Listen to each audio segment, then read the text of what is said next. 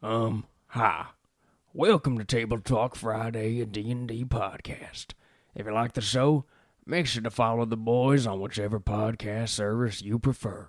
And check out their bonus content on patreon.com/TableTalk Friday. And now, over to them boys. A ton different about the rogues either. On most of these classes, I would say the ranger is probably the most different. The rogue, the few things you need to know is they redid some wording on 14th level slippery mind. They get an extra proficiency in their saving throws that helps with charisma. That's cool. Realistically, if you look at it, all of them are spread out a little bit more. So specifically with the rogue, there was a little bit of a level gap where you weren't getting a whole lot of... it just didn't feel like you're getting a lot of abilities, a lot of things going on for your subclass specifically. So it's a little more spread. So you're consistently powering up with your rogue right now. The biggest piece, period, for the rogues, which I'm very surprised to hear because the internet is apparently outraged that the rogue has been just debilitatingly nerfed. It doesn't make any sense to me, is that they no longer sneak attack once per turn. They sneak attack once per round, right? So now what does that mean? Let's just break it down here. Rogues do get their sneak attack on other turns as of now. So if I were standing next to a rogue and I provoked an attack of opportunity, the rogue shot me, he could get sneak attack on me, right? That could still go off. He could get his 8d6, 9d6, however many it may be, which is crazy on twice basically out of the round. It's insane. But they nerfed that down to just the one time. Well, and so it says specifically on once on each of your turns when you take the attack action. Mm-hmm, so it has to be on your turn. So you also can't ready a sneak attack and then do it. You have to do it actively on your turn. If you use the readied action, then your attack won't have sneak attack, which is that is kind of a big thing. But at the same time, it makes sense to me, and it's not a huge issue. Also, at 13th level, they get subtle strikes. Which basically, if you satisfy the conditions for a sneak attack, then you automatically have advantage on all of your attacks. So as a rogue, you now have advantage on all of your attacks, though the cunning action aim feature from Tasha's Cauldron of Everything is nowhere to be seen. Probably for the best. I didn't like that one that much. So, first off, with the sneak attack change... yeah, I think the wording just needs to be reworded because I agree they should only get it once, but I do think they should be able to ready it. You know, if you want to ready an action and a character's going to walk past you because you're stealthy, and you pop out or you fire on them from a distance until they get within range, or you pop out of a shadow and hit them. Not necessarily, you would have advantage. I think you should be able to do sneak attack off of your turn. But I do think it should be once per round. Based on the fact that would be 2 nukes going off in a round for your character, and that's just a lot. So, I think it just needs a rewording, and that's what I'll put in my survey, is, hey, this just needs to be rewarded so they can still do it, not on their turn specifically. Like, it can be if they ready it. It can be if they do happen to get a reaction off as a character runs away, and they hit their one attack for the turn. I think they should be able to do it off of their turn. Yeah, I think it's fine. Realistically, I played a rogue 1 through 14-ish. I don't remember it ever happening where I got sneak attack twice in one round. So, whatever. It's cool. It's fine. Just change the wording. I don't have a problem with it for the most part. Zach, did you have anything you wanted to say about the rogue changes? I know the subclass is pretty neat. I love the subtle strikes, by the way. Subtle strikes is my favorite new thing. Yeah, 13th level, that's an amazing ability. Just like, hey, you get one attack still. Like, let's make sure it hits. Or let's at least make it a little more actionable that it hits, so that way your whole rogue's turn isn't over when they miss their one shot. Yeah, exactly. And it goes well with the theming of reliable talent as well, which they get at 11th level. I think the whole idea of the rogue is they are an expert. They don't miss unless their target is just exceptionally powerful. But they can do everything without fail under any normal kind of circumstance. Yeah. So that's cool. One thing to note is evasion used to be gained at 7th level. That's now been pushed back to 9th. Good. Whoop-de-doo. But now they get their subclass feature, an additional subclass feature at 6th level, which really makes up for that. Speaking of the subclass, I think we'll jump into that. Otherwise, the rogue isn't changed very much. Yeah. The thief. I'm so happy they reworked the thief, because in concept, the thief was always really cool, right? I feel like all of us have at some point said, I really wanted to try out the thief rogue. Yeah, and none of us ever have. And none of us ever have, because all the other ones are cooler. But I've always thought about playing a thief rogue this whole time. And this thief rogue, I would play. Yeah, it's awesome. So so they have their fast hands feature. So you have additional options for your bonus action. My hands are so fast right now. Seth's moving his hands real fast for you audio listeners. We have video up now, so if you want to check out the video version, you can hop over on youtube.com/TableTalk Friday. I think that's the URL. Probably. Look us up. Look us up. You can take the search action as a bonus action, which is now a new rule that's been added, or the wording on it has been adjusted at least. So you no longer, if you're trying to use your perception to see something, it's no longer a full action. You can use your bonus action to do that. And then you can make a sleight of hand check using your bonus action as well. This can be to disarm a trap, pick a lock, blah, blah, blah. The original Thief had something more or less the same. Their second story work feature has also been updated. So before, you gain the ability to climb faster than normal. Climbing no longer costs you extra movement. In addition, when you make a running jump, you can increase the distance of the jump by your dex mod. It's been updated, so now there's no confusion over how does this work versus climbing speed. You just have a climb speed equal to your speed. Super simple, super easy, I love it. And then when you take the jump action, you can make a dexterity check instead of a strength check. I love that. Makes sense for the rogue to use their dexterity to jump. Nothing wrong there. At 6th level, let me just tell you what this rogue gets. They get Supreme Sneak.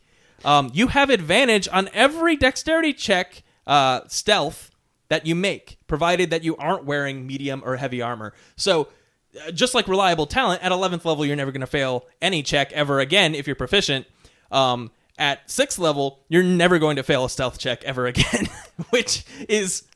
Expert classes, man. Yeah, it's a little powerful, but at the same time, do you expect the rogue to fail at stealth? The rest of the party's there to do that. Yeah. I've never seen a rogue fail a stealth check. This makes it much... I feel like it makes it so much fun, because what can a rogue do really well that I feel like any class that can cast invisibility can also do? They go on their stealth missions, Like, okay, we need you to go scout out what's going on. 6th level, it's time. Stealth advantage, plus Reliable Talent, whatever. You got a 36 to stealth. All right, I'm going in.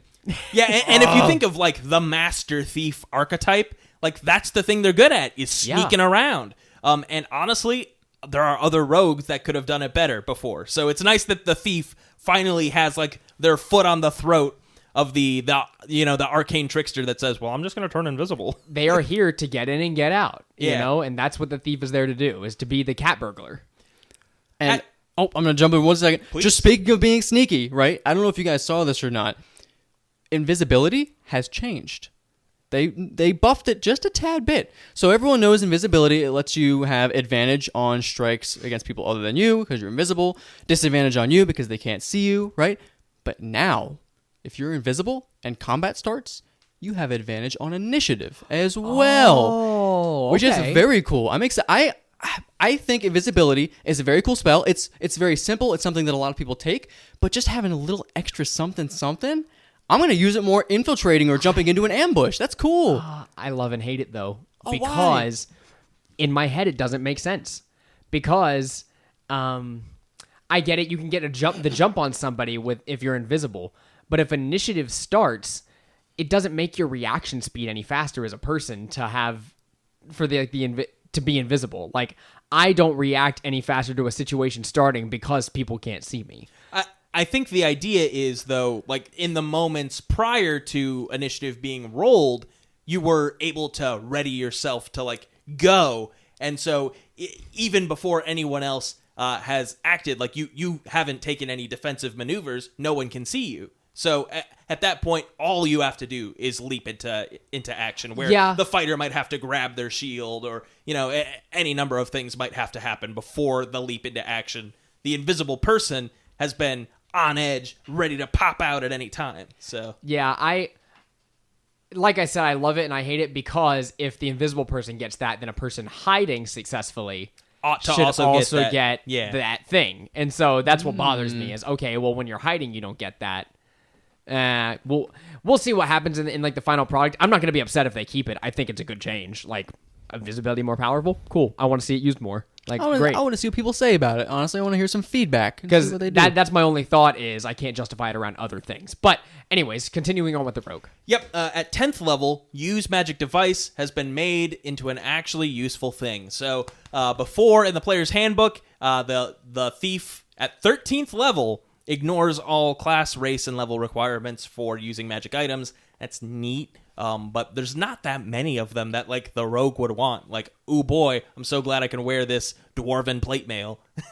Like, okay, cool. I get a dwarven thrower. Awesome. With my 6 strength. Why do you think I dumped it?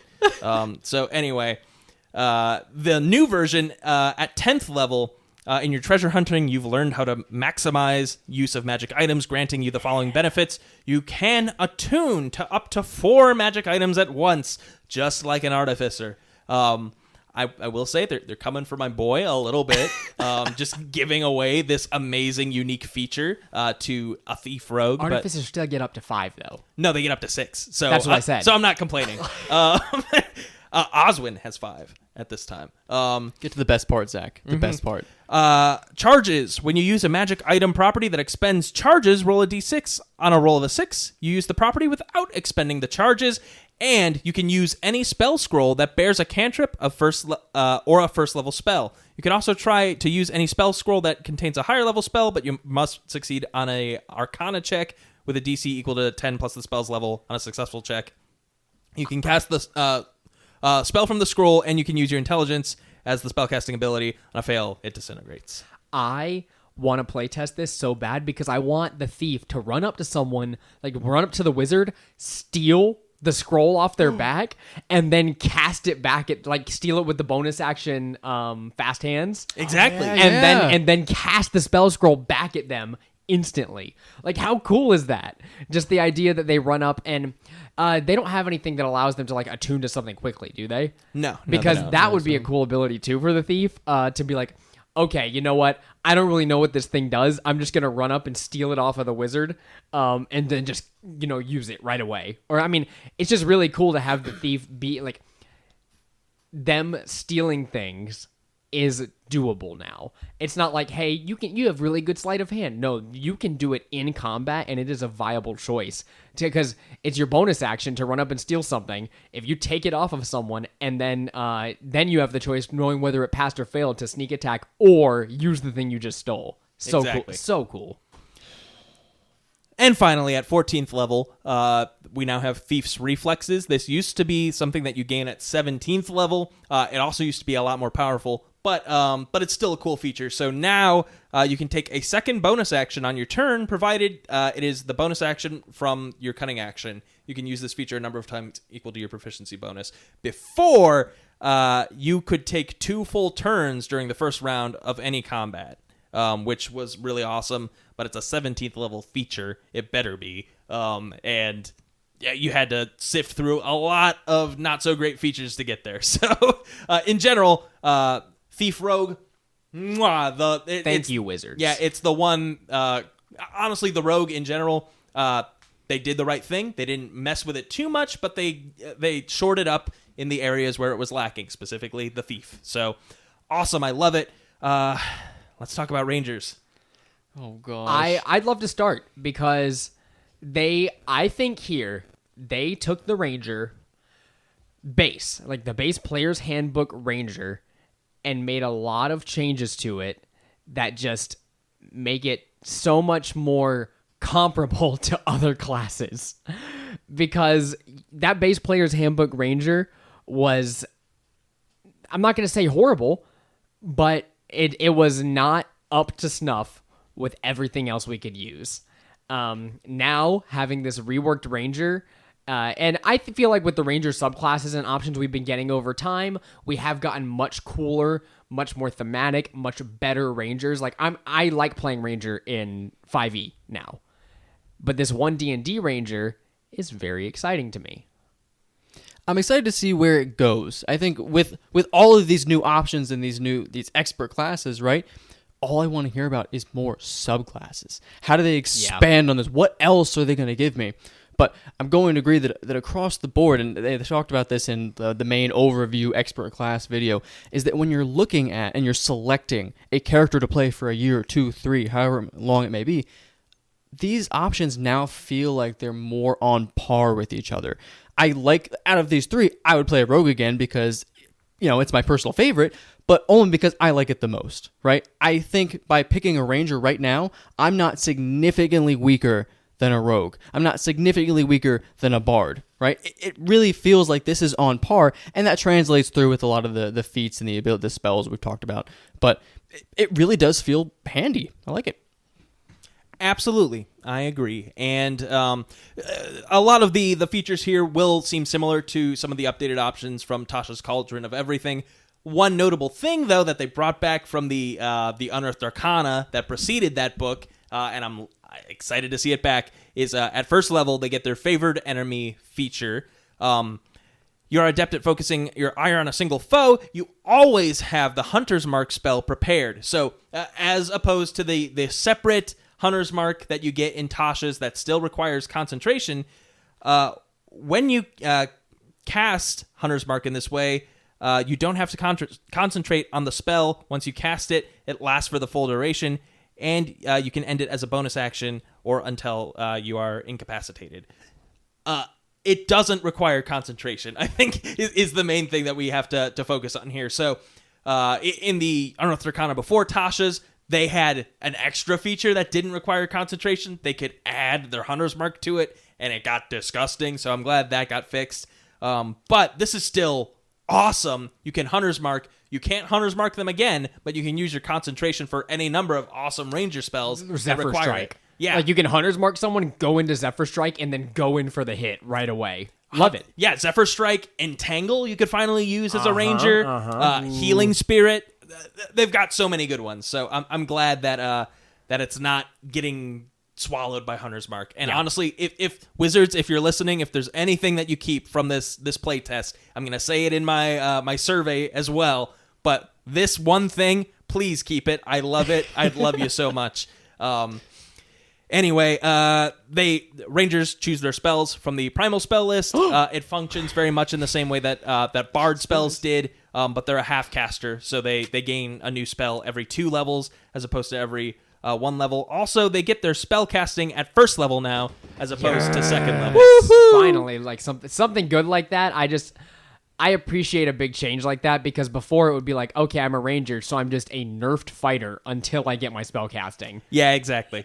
So now you are a comparable fighter, as like you are the fighter with spell casting at first level. So you can have one of my favorite spells of all time is Zephyr Strike. I just think it's so cool, especially as a first level spell. So yeah, you can have that at first level, and that's your thing until you get to second and third level.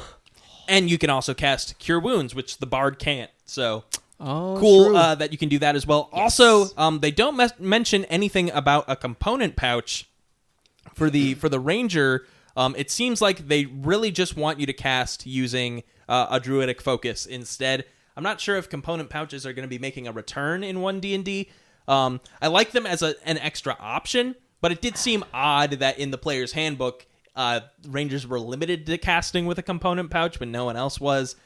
Just seems sort of arbitrary, especially since they're not a particularly great caster anyway. Just make them a separate form of arcane focus. Like, hey, as one of your choices for an arcane focus, you can take a component pouch which has all the components, you just pull them out. Yeah, and you don't need to refill it. Right, you don't need to refill it. Like they're just there, and whenever you guys make a stop, maybe they're not. They're just assume that unless it says it's consumed like gold, it's not consumed.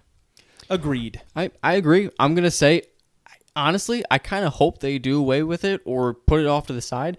I've been playing component caster, and I feel like I have to try really hard to remember that I'm a component caster. Especially as a wizard, I start to drift off to just flinging my wand or reading out of my book or pulling something out of the air. You have to really put effort into this, and you don't want to put any more effort into casters. You already have to pick all those spells. And the thing is, you're just nerfing yourself for the sake of flavor, because you don't need to be a component caster. You have a wand. Exactly. But it's cool flavor, so have it as a side thing. I like you know? that you stop off at some places like, hey, I got to go pick this up. Or like, hey, is there a brazier nearby so I can cast this spell? There never is, guys. There's never a brazier anywhere I like around. that you make You mean a brazier, okay? I'm so sorry. A No, brazier. I'm just a really suave wizard. I'm looking for braziers. I always see that's- that word and it sounds cooler. That's how I cast my fireball. out of your bra? No, I find the nearest brazier, and then I throw some guano and sulfur in there, and then I chuck it like a catapult. you know what I mean. I like that you're like, hey, can I find a brazier? Is there one nearby? I like that you put the effort in to do that. At the same time, you don't have to. Like, these things are possible without those things. I feel like if you stick with it for too long, there are some spells, especially higher levels, that you might not be able to cast because you don't have those little itty bitty components. I don't have a dragon's left number 33 tooth. Imagine that Exactly. specific tooth, 20 over from the I right. don't have the 33rd red dragon tooth. Dang it. Beans. Beans. Not going to be able to cast that 33rd Red Dragon Tooth spell. So stupid. Anyway, the ranger at second level gets their fighting style, notably different from the wording in the player's handbook. Now, when you get a fighting style, you can take one of the following fighting style feats of your choice: archery, defense, and two-weapon fighting. Like we mentioned earlier, fighting styles are now first level feats. So if you're in the warrior group, you can take a fighting style feat at first level and get any of the fighting styles from the player's handbook. Notably excluded from this are rangers and paladins, which are not in the warrior group. Seems odd to me, but I do like the potential for barbarians and on monks to get fighting styles of their choice. That seems really cool to me. So I'm interested to see how that develops. Though at the same time, fighters better get something in compensation for that as well, because if a barbarian can get Great Weapon Master, Great Weapon Fighting at first level as their feat, and then just go on their merry way, why would anyone ever multi-class into a fighter ever again? Right. So we'll see about that. And I do just really quick want to throw in the idea, because we're talking about these first and fourth level feats. We haven't even seen 8th level or beyond feats, assuming there will be some. I right? don't think there will. I think there will. There has to be, because they haven't mentioned the almighty favorite Tough. They haven't mentioned Lucky, which Yes, are they two did. of the... That's in. In this one? Did I totally skip over it? Both of those are first level feats. Tough is a first level feat now? Uh-huh. I mean, it's only plus 2 hit points at first level, so you That's can a take big it whatever deal, you though. want. That's a big deal. I don't know. Tough I is a think- first level feat. Like, come on, dude. I don't know. I'm interested to see where they place Lucky, but I also want to see where they go with these feats, because I feel like they're going to need some rearranging just a tad bit, especially since right off the bat we're talking about certain class groups not being able to pull from feats from other ones, but the first thing that the ranger gets is the ability to pull from the fighting Well, style over there. And think about it. Every character is going to have a feat from here on out. At first level. So, given that, I think that we probably don't want to go through the entire feat list today, kind of just give our thoughts service level on them when we get there. But one thing I want to say is these are going to need a lot of refining, and I think, it's the job of us as the playtesters to do that, because with every character having a feat, it's no longer like feats are a commodity. Every character is choosing one. So, they need to be good. But I will say, you are limited to the first level feats. So, Yes. As featured in the previous playtest, those are the options that you're getting at first level, which I think is smart, because I wouldn't want my players to have access to some of these feats, which are very awesome and cool. Well, honestly, I kind of would want them to have access to them, but I can see why they're locking them behind fourth level. Make sure you berate your DMs to get these feats, guys. We have to playtest them, so it's our American right here. We have to do this. Yeah. No, don't berate your DM. Berate your DM, Okay. absolutely. If they don't give you a Bribe them. feat, Bribe them with a year's supply of rice cakes. Dude, I would take you up on that in an instant. The amount of money I spend on rice cakes in a year is probably in the hundreds. Honestly, I'd do it for just for some context to this inside joke that I've introduced to the podcast. We had an instance where Seth said, "Yeah, those draconic feats from Fizben's guide, or draconic gifts from Fizben's Guide to Dragons. you can take those, or Treasury of Dragons. I was literally about to correct you. Yeah, it's late where we're at. So anyway, one of those gives you resistance to all slashing and piercing damage, and I told Seth that I would buy him a year's supply of rice cakes. Yeah, if he could get that. I did not give it to him because that would be unfair. It would be unfair, but if I want those rice cakes, I think what my response was, yeah, 100,000 gold and 8 hours under the needle, and you got it. Yeah, there you go. Let's see. Just a couple of different elements. So in Tasha's, they added a few separate features that you get at like 1st, 6th, and 10th level. They're more or less the same. You get expertise at 1st level now as a ranger, which is cool.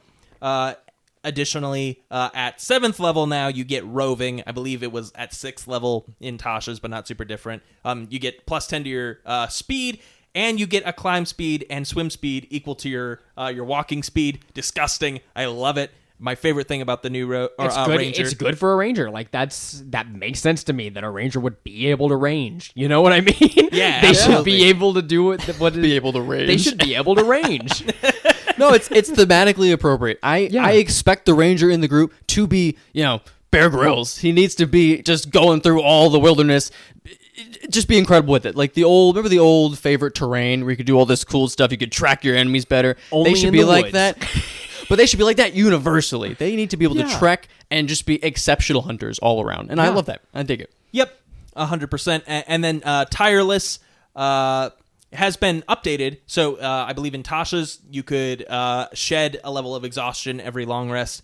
Here now, when you finish a short or long rest, you can give yourself a number of temporary hit points equal to 1d8 plus your proficiency bonus.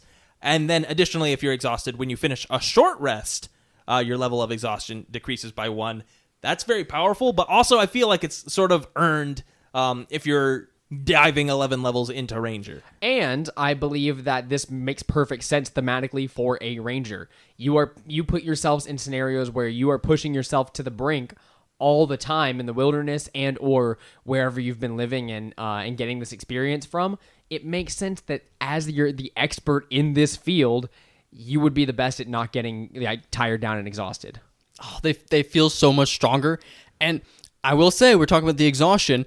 Exhaustion has been totally revamped. I hate to jump around on you guys so much, but there's so much in this UA we have to cover. No, go for it. The new exhaustion system, I'm actually a very big fan.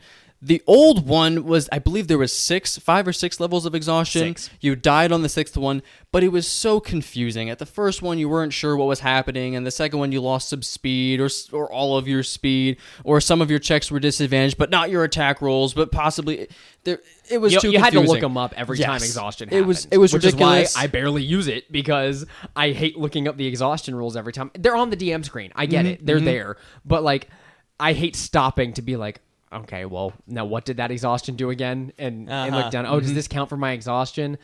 So no longer do you have to worry about all those weird tiers where they change all right. So you go 1 to 10, right? There's no longer 6, it's 1 to 10. And for every time you gain a point of exhaustion, you have a -1 to your D20 rolls. And that includes your spell save DC. Yeah. Oh, I love that. Yes. So now you can scale all the way from just, if you push throughout the night, except the Ranger because they're great and this wouldn't happen to them, of course. But if you push throughout the night, you have to do something crazy, something really weird's going on in the world and something so important, you have to save a friend, something like that. You can push through and you have that -1 universally, which is kind of a big deal, especially as it scales. Can you imagine having -8, -9, -10 to your rolls? Do you die at 10 as well? I think it's after 10 you die, because I think you can have the -10. Someone's got to have a -10 to the roll. That's insane. But it's super cool, and it works great thematically with the Ranger. They're just really good campers. They're hikers. They can go in the woods, sleep off the exhaustion, and they're good to go. I mean, that definitely makes sense to me. I feel like, maybe if you've gone days without a full long rest, then as a DM, I'd say, okay, you get 2 points of exhaustion for going that long. Yeah. But it definitely makes sense to me. Like, you imagine someone who's, Bear Grylls it out in the wild. If a bear shows up and, you're sleeping, you're not sleeping anymore. Like, you're sleeping with one eye open. You are ready to jump into action at any point. So So, and yeah, as a ranger, okay, you just need that 1 hour of rest and you can keep going. You need another hour of rest here and there. You can keep going. You are pushing through. You have the endurance of whatever has a lot of endurance. Zeus, Odin. The endurance of Odin, the god. Yeah, sure. Thor. Maybe Thor's more endurance-y. Yeah. And the last thing I'll say, I swear, and then I'll let you go, Zach. Please go ahead. I promise. So, as far as resting goes, I don't know what the old rule was. However, we've never used this at our table. With the new resting rule, which kind of ties exactly into the exhaustion, right? If you long rest, as of now, right, and it's interrupted, you lose your long rest. From my understanding, and I think you guys would agree, correct? But with the new resting mechanic, if you have long rested for at least an hour and it's interrupted, you still gain the benefits of a short rest, which I think is very cool. You're not completely slaughtered because one of your friends did something stupid to attract an owlbear to your camp, right? Okay. You have a little something to work with. So And, middle of the yeah. night, you get interrupted. Okay, you still had the benefits of a short rest. You get those back, and then I guess you can continue afterwards. Probably. Or yeah. maybe you have to have another full long rest after you've been interrupted like that. But still, I mean, that's nice. I feel like at the table, I'd probably rule that you have longer to go before you gain the exhaustion. Yeah. Like you could still have your second shot at the long rest, Yeah. assuming 7 hours had passed or something like that. Yeah. But I dig it. I like it. Zach, I will hand it back to you. I apologize. There's just a lot to talk about. No, you are perfectly fine. Nature's Veil is something that came from Tasha's as well. It replaces the hide in plain sight feature, which was kind of cool, but It was all right. I've never seen a 10th level ranger, so couldn't tell you if it was any good. But never will. essentially, you spend a minute to give yourself a +10 on stealth checks by camouflaging yourself with like sticks and mud and shit. Now, and that was at 10th level. Now at 13th level, as a bonus action, you can expend a spell slot and become invisible until the end of your next turn. Super cool. You give yourself advantage. All sorts of fun stuff you can do with that. Feral Senses was something that they used to get at 18th level. Now it's 15th. In the player's handbook, they have like this big long section explaining what it does. It gives you blind sight out to 30 feet. In here, they say it gives you blind sight out to 30 feet. So that's awesome. And then Foe Slayer, your Hunter's Mark now deals an extra D10 of damage to its target rather than an extra D6. And that's their capstone at 18th level that they get. The Hunter, so as opposed to the Rogue, the Hunter, sort of the Ranger's bread and butter class, I'd say, besides the Beast Master, which is the one that everyone goes with. But Hunter is definitely like the default. Excuse me. In the player's handbook, I like how you both laughed at that. We broke at the same time, Zach. That was kind of cute. Aw. I don't know. Wow. Maybe it's a sign. We record a podcast for a year together, and now you're burping at the same time. Maybe our cycles will sync. Oh, I hope so. Do you guys also both have to pee? I do. And Zach's been pissing this whole time. Yeah, I haven't stopped. I would if I did. I haven't peed since I left Fayetteville this morning. I have to pee so bad. Seth, it's okay to piss. No, You're among friends. I am pushing through. Okay. Anyway, the Hunter was a subclass in the player's handbook that said every time you get a feature, you can choose between multiple options, which I think is awesome. It was also the coolest, most powerful Ranger subclass, at least in the player's handbook by far. I think it definitely rivals all of the ones that came after. And anytime I've ever wanted to play a Ranger, I've thought, am I okay to go back to Hunter? I played Quinn that one time. He was a Hunter. He was so overpowered. But in any case, they've made it more simple and more streamlined. I'm going to miss some of the things, but not that much. So at third level, you have Hunter's Prey. This is similar to the Colossus Slayer feature from Hunter's Prey in the player's handbook. Whenever you strike a creature as a part of the attack action on your turn, it deals an extra 1d8 damage to the target if it's missing any of its hit points. This does specify that the unarmed strike is included, so I think this does count if you choose to use your unarmed strike for a grapple or a shove, as per the new unarmed strike rules, which is cool. I like that. That's interesting. A little flavor. Yeah, an interesting grappler hunter. I don't know how well that would work, but could be fun. Fun build. Don't remove that, wizards. I'll play with it later. They're like a wrangler. like a ranger or wrangler because they hop on their prey and like stab them or something like that. I don't know. Oh, that's no, cool. I like There's a that. grappler ranger. Yeah, the wrangler. Well, even like I mean, I guess maybe that would work better with like a Beastmaster, but Shut up. Yeah, you gotta. You tame wild animals is all I'm saying. Like, you gotta wrestle the lion. You don't want to kill it. Yeah. Oh, okay. Total side note. Cool. A really cool background for a ranger with this wrangling idea. I like the idea that a ranger started off as a bull rider. The Western Ranger. The Western The Ranger. Wrangler. Just wears Wrangler jeans. Is all they wear. Yeah, I mean, I think a perfectly good ranger is one that grew up in the Wild West. I guess that they're just quick drawing little hand crossbows to do little duels in the streets. my God. Oh, that's cool. I can like buy it. that. I dig little spurs and everything. You could do that in Eberron super easy in the Talenta Plains. I think that's the Wild West zone. And they do say very specifically. I mean, tons of halflings live out there. They ride on velociraptors like horses, or I don't think they're raptors, but they're like claw foot, claw tooth, Yeah, something they're the same thing. dinosaurs. I love the idea of this steampunk ranger. It's really making me think of just the character from Horizon Zero Dawn, though. Well, I feel like she's just a steampunk Exactly, ranger. Yeah, it's just like that. It's not very steampunk though. Like this is a section that's based on the Wild West. Like you have your steampunk section of Eberron, then you have like this place is the Wild West. You know what I mean? But yeah, Well, just like the It Wild is still West steampunk, existed, yeah.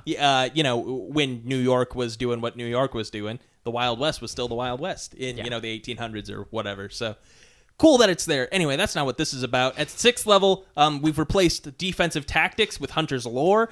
Essentially, while you're marked or while you've cast Hunter's Mark on a creature, its immunities, resistances, and vulnerabilities if they have any, which I think that's pretty cool. The Battle Master, I think, had something similar to that. I think it also makes sense thematically on a Hunter.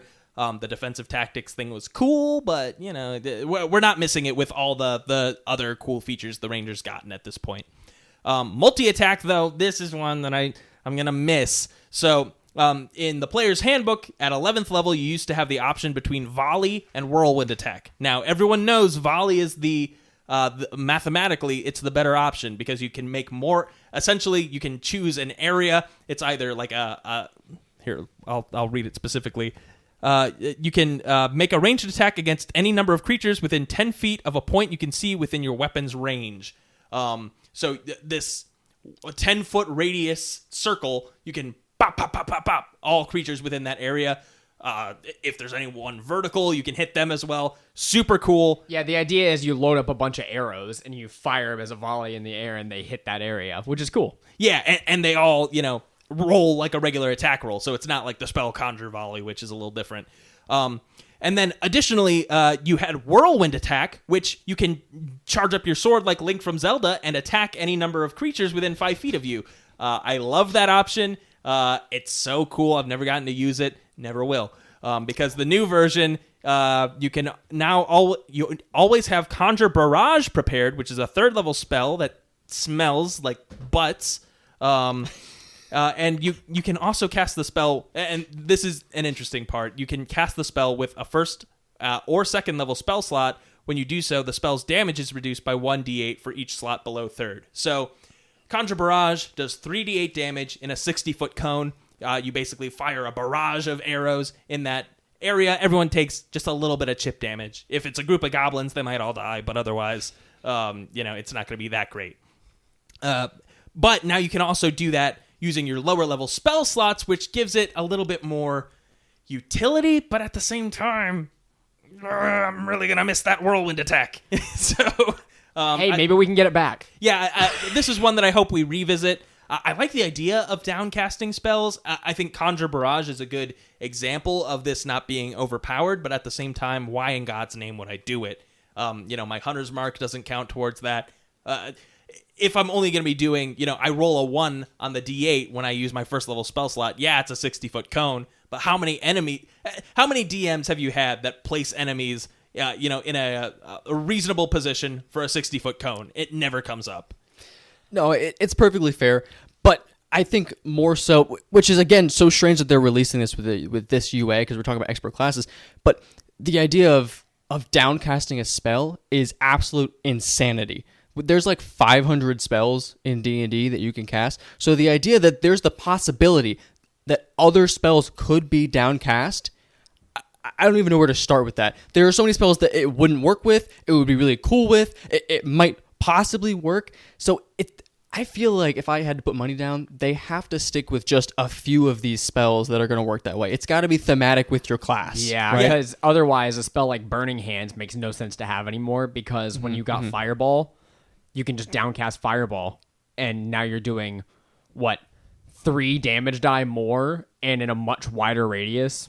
Yeah, it doesn't work with all spells, definitely. I mean, Oh. even if you said, decrease 2d6 per spell level down, that's still 4d6 in that 20-foot radius. Yeah. So it's not feasible for all spells, definitely. And then at 14th level, they get their Superior Hunter's Defense. When you're hit by an attack roll, you can use your reaction to have the attack's damage against yourself and redirect the other half of the damage to one creature within 5 feet of you. It's sort of like the Drunken Master feature. I'm okay with it. I don't think anything... let's see. It's okay. It was sort of like the Stand Against the Tide feature, I suppose, from Superior Hunter's Defense in the Player's Handbook. But the other options were Uncanny Dodge and Evasion, which, if you've made it to 14th level in Ranger, don't make me take X amount of levels in Rogue. I feel like Evasion is also perfect for a Ranger, and if you hide it behind the Hunter, I think that's appropriate at 14th level. I'd probably X this one just because, I mean, unless we're not going to see the Drunken Master return, then I guess you can have it stay. But I'll miss it. I'll miss it a little bit if it's changed. Like I said, all the Hunter features are slightly less powerful than they used to be, but it is what it is. Anyway, we've gone through a lot of stuff.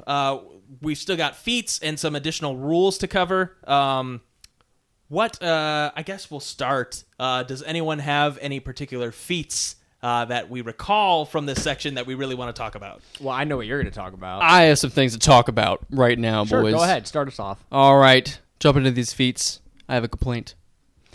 Inspiring Leader. They nerfed it. No, they Why? Yes, they did. They Yes, they didn't did. nerf They absolutely Inspiring did. You get less hit points, right? So the idea behind Inspiring Leader is you're a charismatic leader amongst your group, right? And you could give, the original idea anyway, is you could give a short speech, do some sort of, artistic performance, something that would inspire your teammates and, give them a little boost of health at the beginning of the day or at a rest, right? What I like what they did with this new change is it no longer takes 10 minutes to do this, right? You could just do something. So you don't have to stand somewhere for 10 minutes monologuing of, yeah, we're going to do great. We're going to kill all these guys, get some extra health, blah, blah. You just get it after doing something, which is cool. Well, you get it after a short rest or a long rest. That's true. But you get less overall points. It used to be where you got, I believe, your character level plus their charisma mod, if I'm not correct. mistaken. Yep. Now you get like 2d4 plus something. 2d4 It's so much plus cooler. proficiency bonus. But I'm going to say it, your character level plus charisma only works really well at higher levels. And then at that point, like 17 temporary hit points is going to get eaten up by the first attack you get hit by anyway. It's true. It's true. And what this new version does that the other didn't is, first of all, it's on any short rest or long rest, so you can use it every time with impunity. That they don't wear off at any point, so you can do it to your heart's content, and you also get an ability score increase, which actually makes it worth it. And so I think that's the common feature for all of these feats that we've designated 4th level. If they didn't give you an ability score increase before, they do now. So you get a bonus to a particular ability score, and then some extra features on top of that. For some of these, the feat itself and the features it gave had to be nerfed a little bit, and for some they had to be buffed a little bit to meet that same level. But I think we mentioned it earlier, all of these feats here are more or less at a similar power level that I'm very happy with. Which is so nice. I mean, you would look at the feats. I can name off the feats I love just very simply right now, the ones I think about every single time that I want. Now reading this new list, I'm like, oh, all of these are viable for me. Especially the durable feat. with what it does. Can you go ahead and read that off for me, Zacharoo? I sure can. I was turned right to it. You can increase.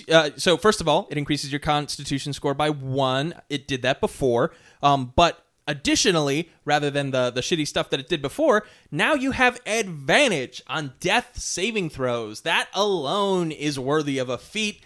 And it's awesome that it's included here. And as a bonus action, you can expend one of your hit dice, roll the hit die, and regain a number of hit points. You equal to can the heal roll. yourself with your bonus action with your hit dice that you may or may not use if your party has a short rest that day. Love it. I think the durable feat is great now. Yep, it's definitely useful now. I don't think it was too great before. And just having the option to not have to take a level in something and have the ability to heal yourself, especially in a party where maybe not everyone picks some healing spells, you have something to work with if you're not a fighter, right? Something you can work with. Maybe I want to be a wizard that's not going to die quickly. Like, I can actually use my hit dice instead. And like, okay, I may not have a high hit dice that's going to be super useful with that, but now I can use it all the time. Like, I can just be like, okay, I'm rolling a d6 this turn because I'm not using my bonus action. Here we go. Like, I'm healing myself up. Barbarian, who has a d12, now they've got a second wind. Like... Yeah. Hey, I'm a barbarian. I activate my rage. I go into the fight. I take a ton of hit points. All right, you know what? I'm just going to go for all my hits again, and now I'm going to use my bonus action every turn to keep healing myself with my hit dice. I last forever. Seriously, and not only that, like on a barbarian, that's disgusting because you're reducing all the damage that you're taking. So if you roll like a 12 on that, that's not just 12 hit points regained. No, that's 24 hit points regained, and you can do that. Did that say... Okay, now this might be a little too powerful now that I think about it. You can expend one of your hit die. Yeah, so it's the number of hit die you have that you can do that. I feel like it should be proficiency bonus. No, you're Wizards using of your the hit Coast- dice because when they go for the short rest, like then they're still not going to have those. That's true. So like you're using those early during battle instead of later. I think it's perfectly balanced as is. I'll ruminate on it. Feats that sucked utter garbage that are now awesome are mostly what I want to talk about. So for my picks, the ones that I can't stop thinking about, Charger. Does anyone remember the Charger feat from the player's handbook? You run 10 feet and then you can make a bonus action attack? Yes, but you have to use your action to dash and use your bonus action to make an attack with a +5 bonus to the attack's damage if you hit. Yeah, stupid. Really bad. I don't want to take that.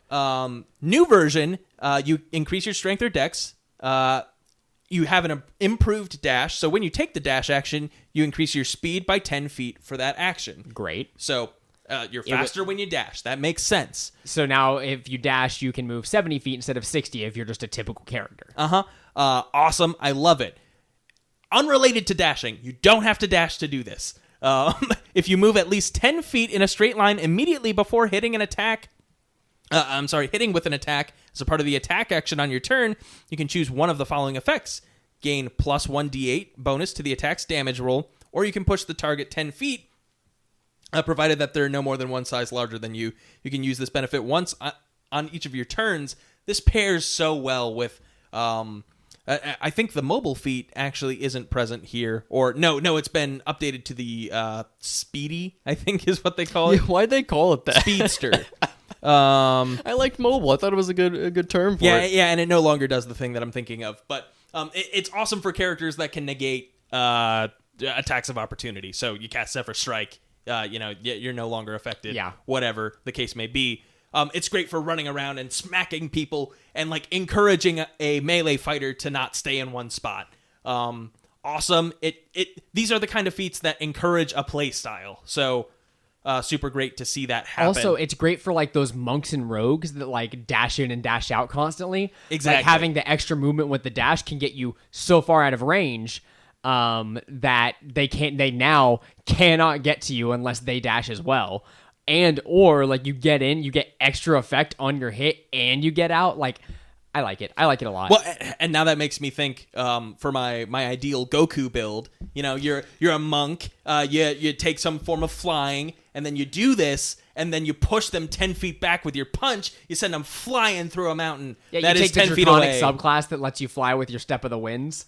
Exactly. So you Step of the Winds, you go in and you're like, oh, it's so cool. Yeah, you keep smacking them around like Yeah, that. it's so cool. I love it. Grappler feat. This one makes me so happy. The grappler feat, poo-poo garbage in the player's handbook. Don't even look at it. Don't even want it.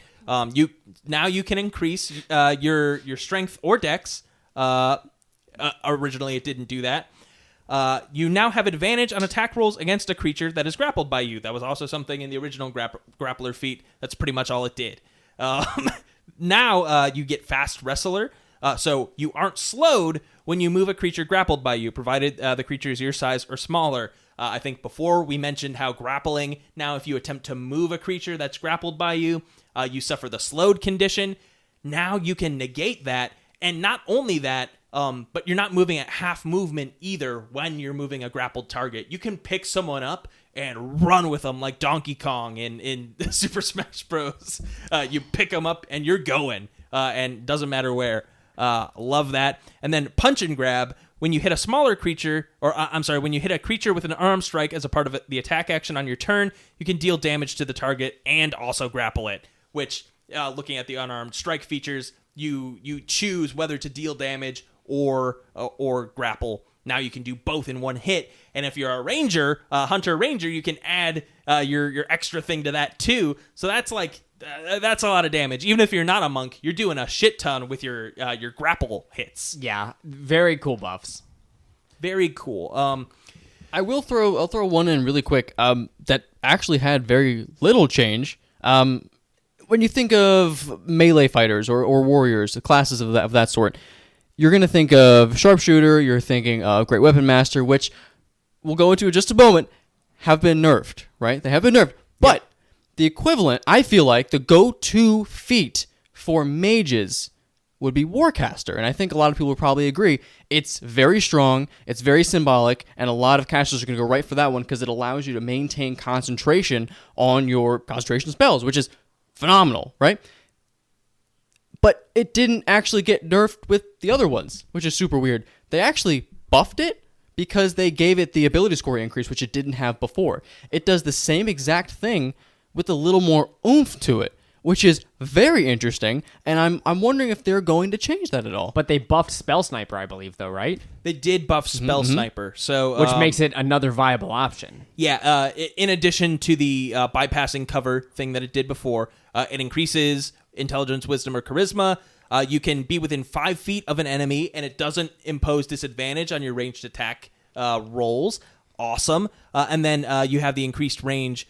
So when you cast a spell that has a range of at least 10 feet, you can increase the spell's range by 60 feet, as long as it's a spell that requires an attack roll. So not just cantrips like before. Before, you had to take the crossbow expert feat for your ranged attacks as a spellcaster to not get disadvantage. You had to take crossbow expert. Let me repeat that. Crossbow expert. Now you can just take Spell Sniper and it does everything you want it to. I am so happy that Spell Sniper has been buffed because I always felt like it was the one thing that always sounded so cool, and then every time I read it I was like, well, I don't want that. Exactly. Now it does such an amazing, like, if you are a spell slinger, Spell Sniper is a viable option to go with. Yeah, and speaking of crossbow expert, it has been changed up a little bit. So the one thing that ever since Gunner came out in Tasha's Cauldron of Everything, I've been foaming at the mouth for them to revamp crossbow expert, so you get a point in dex. Lo and behold, now you get a buff to your dex. It does the same thing as before. You ignore loading property of crossbows. Yes, thank you for your enthusiasm, Seth. I know that you were very excited about this. Being within 5 feet of an enemy doesn't impose disadvantage, just like Spell Sniper. And then dual wielding, the verbiage is slightly different, but you can do the extra attack with crossbow in your offhand if you'd like. Still super cool. Additionally, like you were talking about, Drew, Great Weapon Master and Sharpshooter have been nerfed, but I'll say nerfed tentatively. So the super special thing about them, you take a -5 to your attack rolls and get a +10 on your damage, is no longer an option, but they're still really good feats. So Sharpshooter, just like Spell Sniper and Crossbow Expert, now also gives you the ability to fire within melee. You get a bonus to your dex. You bypass cover with your ranged attack rolls. And then also attacking at long range doesn't impose disadvantage on your ranged attack rolls. All of these things besides the firing in melee, sharpshooter had those things before. So, except for the bonus in the dex too. So in general, it's you're losing the super cool thing about it, but it's still a viable feat and still awesome to take if you're not taking one of these other feats that we've mentioned. And then Great Weapon Master. Wait a second. I'm outraged, Zach. You're outraged? Because I don't get how you're not mad. I'm not mad because as the DM, I do think that these required a debuff, like a nerf. Oh, absolutely. I think these required a nerf because they were necessary. They were so necessary to have. Like they were the only options, really. Like if you are playing a character who hits, you got to have Great Weapon Master. If you're playing a character that shoots, you got to have Sharpshooter. So I think it was necessary that these get changed around and that hopefully we see some new options, which we'll probably talk about. But I, as the one who kind of like poops on stuff all the time, I don't get why you're not upset. As the person who uses these the most. So the first part of what you just said is the reason why. There's only one option. Every time I play a character who's using a heavy weapon, I think, oh, well, I got to take Great Weapon Master. I know everyone else is going to hate me for it. They're going to say, Zach, you're min-maxing. You're making this too easy. Why your character have to be so powerful, huh? But it makes me feel good to do the most damage, so I have to pick the optimal option. It's something in my soul that tells me, well, if I didn't do that, then my character's I'm making my character intentionally weaker. Which is something that you could do as well. So I'm not pooping on that. It's a viable option as well, and I've done it plenty in the past, and I've definitely staggered my uses of Great Weapon Master and Sharpshooter. But I'm thrilled to not have the weight of these awesome feats over my head. Now it's like, okay, if I take Sharpshooter, it's just Sharpshooter. It's Sharpshooter, which is an awesome feat, gives me awesome things. You still get the extra range. You still get the ignoring half cover, which is all ability awesome. Score increase. Yeah, so I'm not gonna miss it. And then Great Weapon Master. Sorry to burst your bubble, but it's still pretty broken. So you get an increase to your strength. You get Cleave. Immediately after you score a critical hit with a melee weapon or reduce a creature to 0 hit points, you can make one attack with the same weapon as a bonus action. Same feature from before. Heavy Weapon Mastery. When you hit a creature with a heavy weapon as a part of the attack action on your turn, you can cause the weapon to deal extra damage to the target. The extra damage equals your proficiency bonus, and you can only deal it once per turn. So the trade-off here is we're no longer taking -5 on the attack and a +10 to the damage, but you're still getting up to a max of, +6 is the max proficiency bonus? That's a free +6 damage on an attack of your choice once per turn. That's still awesome. And now there's no risk involved. You said it's still pretty broken. It's not broken at all. The reason Great Weapon Master was broken and Sharpshooter likewise is being able to do that like 4 times in a turn. Like, you could do Great Weapon Master over and over. Like you've got, as a high level fighter, like 4 attacks, then add that up with an action surge, you've got a crazy amount of attacks. And with players like buffing you to help you hit it, like say the bard uses bardic inspiration, you've got all of these things adding in to help you along with the attack, making sure that at least a couple of them hits. If even 2 or 3 out of your attacks hit, that's an extra 30 damage flat. 30 damage flat. So that's the reason that I think it needed to be nerfed, unless you kept those same features, but they can only be used once per turn. You know what I mean? Yeah. So broken is not the right term. It's still very good. But yes, it's a good feature. And I'd be thrilled to take this version of Great Weapon Master. And I'd be thrilled to have it. Yeah, and no one's gonna look at me and say, Zach, this option's too good. Why are you always picking it? Yeah. So I want to hear Drew's thoughts. He hasn't gotten to say anything on either. I am excited to give them a try. I'm not the type of player to use those feats. Usually, I'm just not that kind. I'm not a barbarian. I'm not a fighter most of the time. Usually, I'm a caster of some kind. Or a support class, yeah. Or a support class of some sort, right? So I've maybe used the +10 thing once or twice, and it's cool and all, but I think Zach just rolls better than me because I'm not going to hit those swings. I'm not getting that +10 damage. I'm missing all the time. So realistically, I don't find the feat to be broken the way it is right now. I think it's perfectly fine. I think your argument for doing it once per turn is reasonable. It's similar to what they did with sneak attack on the rogues for the UA right now. Yeah. So I think it's feasible, but I also don't think it's broken right now. So it's fine. the problem is that no one is talking about the biggest buff to the feats so far, which is Dungeon Delver. So I'm gonna go into Dungeon Delver here.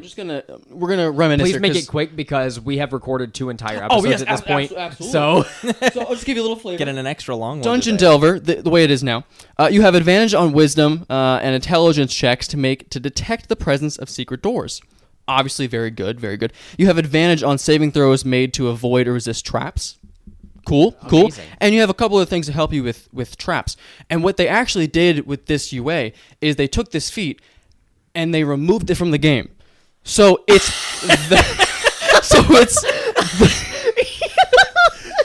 you get inspiration for that. Yes.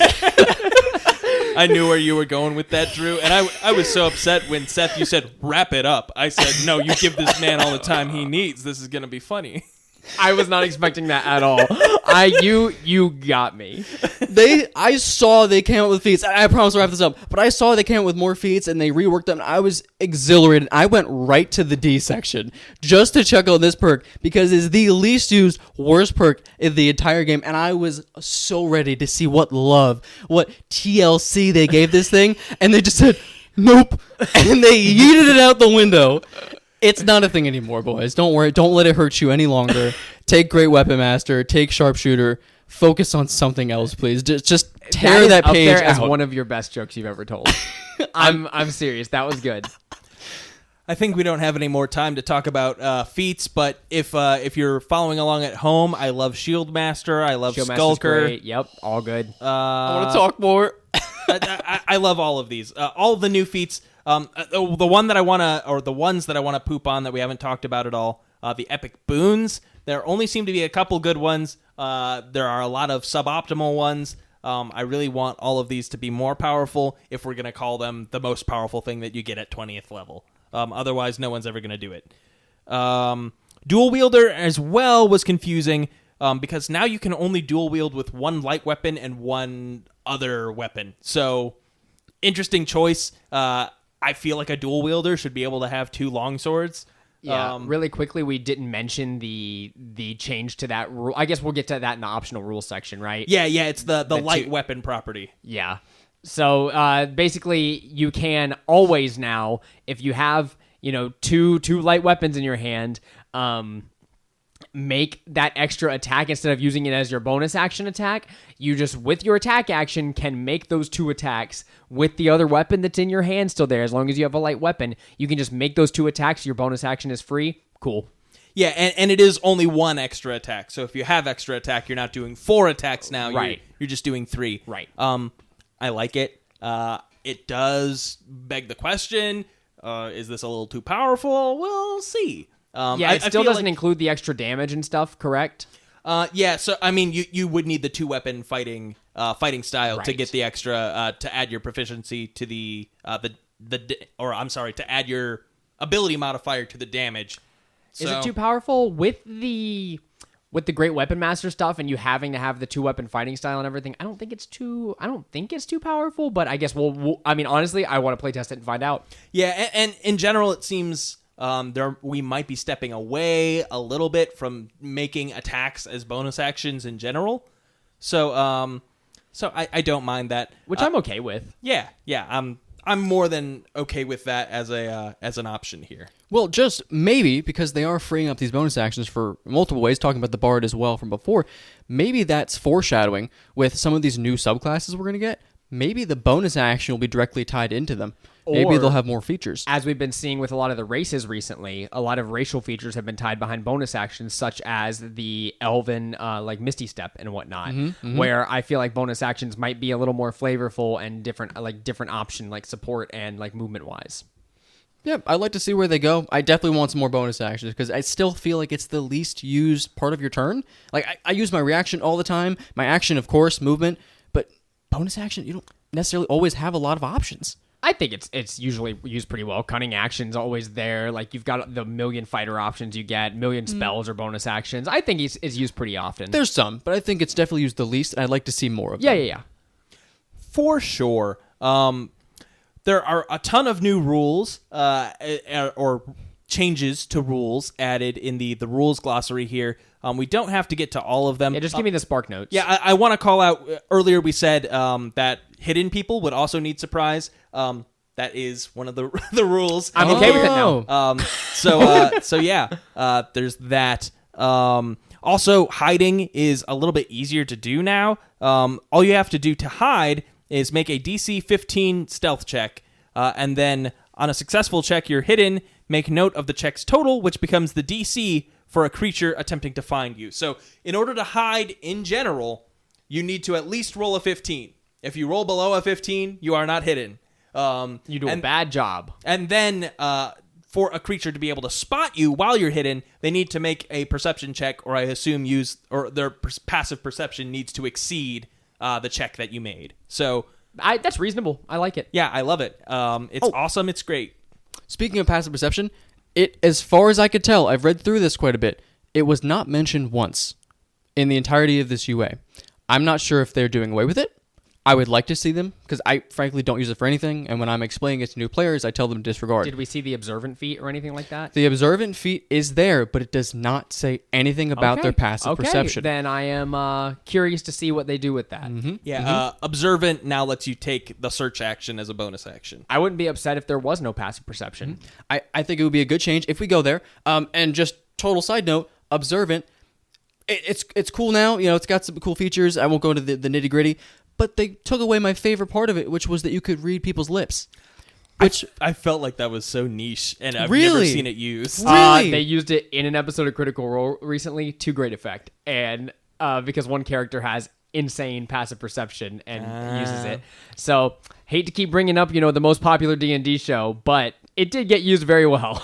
I will say I have had a player at my table where I had something going on off to the side that I didn't anticipate them listening into, and she did look through the window and read the villain's lips. Great and get an idea. idea. It It's works amazing. great. I love it.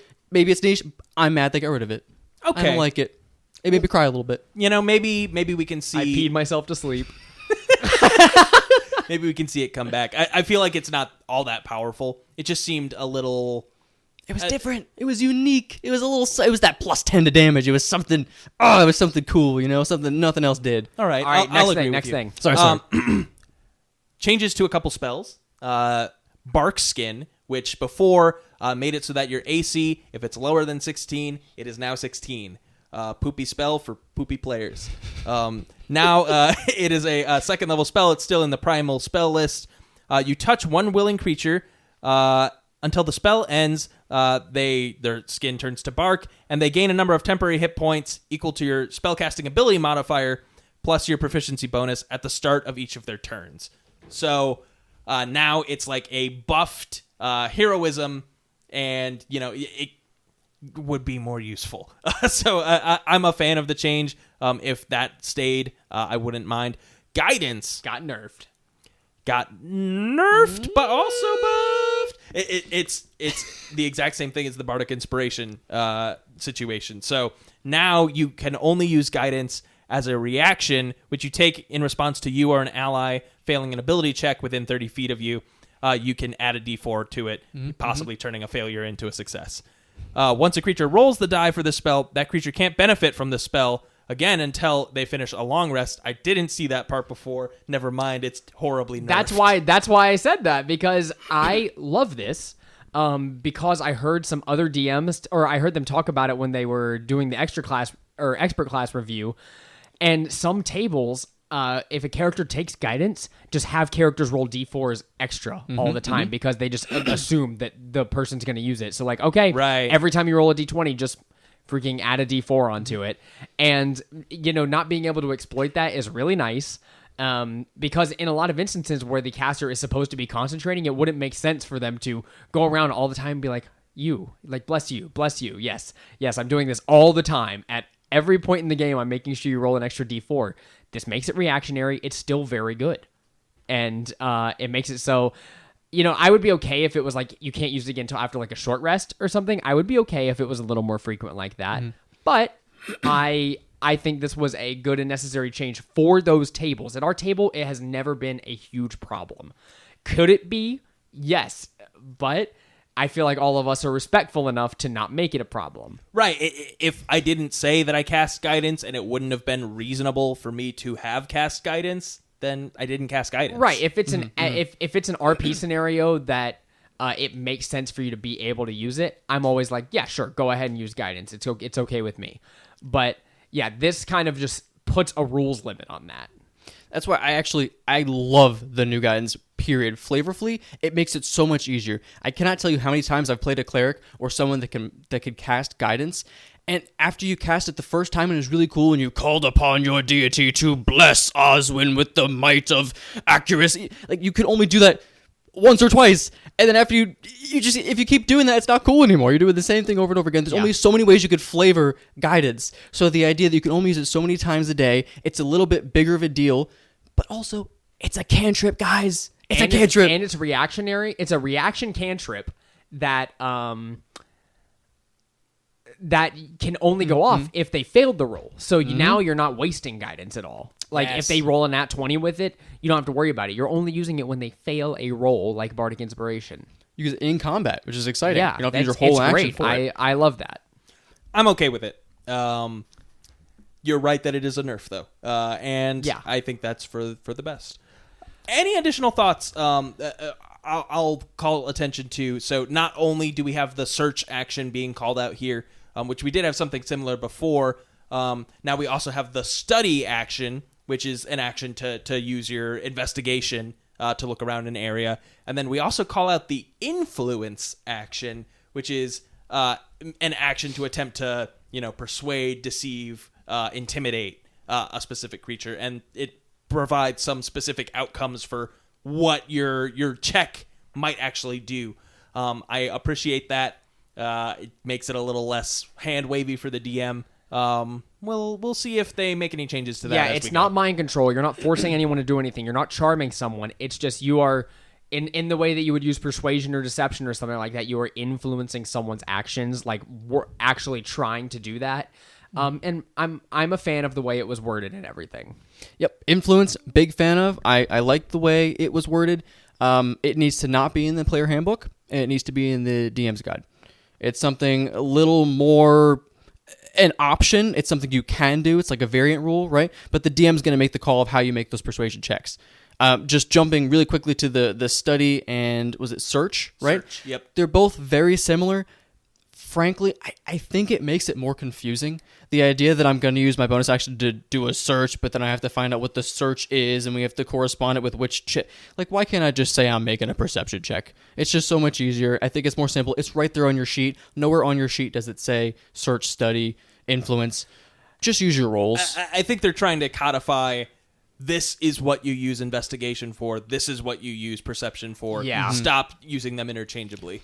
To which case, I think the charts are very helpful. So use the charts, but I think everything else around the idea of using that wording is just kind of fluff. You could toss it out. Look at the charts. The charts are really helpful. They show you how to, to decipher a sigil or how to look for clues of a enemy running away through the woods. That's actually pretty helpful, especially for new DMs that don't know what checks correspond with each other. So by all means, use the charts, but I'm not a fan of the rest of the wording.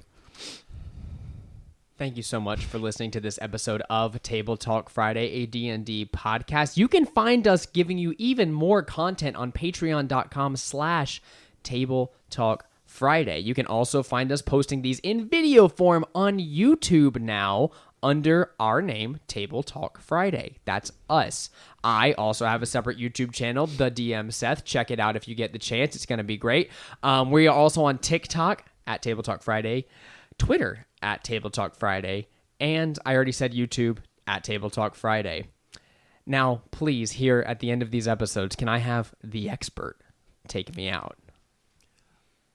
But actually, I wouldn't really take you out in a sense. I would more close out the episode, right? Because I'm not actually. If you look at the word "take," it would imply that I'm acquiring something, and then I'm also doing something with that, and that's not really the transaction here.